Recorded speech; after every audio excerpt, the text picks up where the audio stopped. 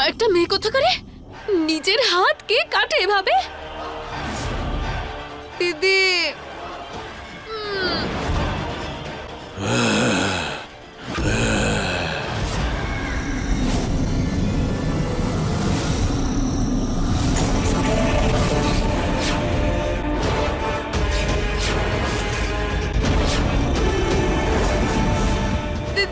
দিদি দিদি তুমি ওকে সামলাও কিন্তু।